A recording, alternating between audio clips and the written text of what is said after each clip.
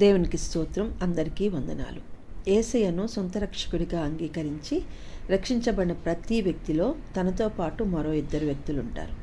ఆత్మలో దేవుడుండి ఆత్మీయ కార్యాలకై ప్రేరేపిస్తుంటాడు. శరీరంలో సాతానుడు దూరి శరీర కార్యాలకై పురికొల్పుతుంటాడు.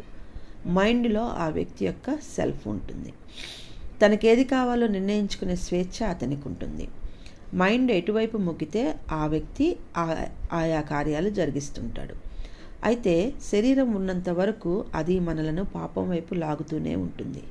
అందుకే రోమపత్రిక 7వ అధ్యాయం 23వ వచనంలో అపొస్తలుడైన పౌలు, వేరొక నియమం నా అవయవంలో ఉన్నట్లు నాకు కనబడుచున్నది, అది నా మనస్సునందున్న ధర్మశాస్త్రముతో పోరాడుచు నా అవయవంలో ఉన్న పాప నియమమునకు నన్ను చెరపట్టి లోబర్చుకొనుచున్నది. అయ్యో, నేనెంత దౌర్భాగ్యుడను! ఇట్టి మరణమునకు లోనగు శరీరము నుండి నన్నెవడు రక్షించును అని ఏడ్చాడు.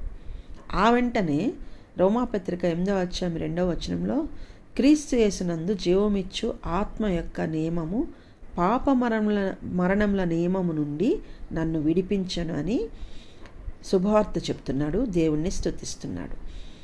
మనము ఆత్మచేత శరీర కార్యాలను చంపినేళ్ల జీవించదమని రోమాపత్రిక 8వ అధ్యాయం 13వ వచనంలో చెప్పబడింది.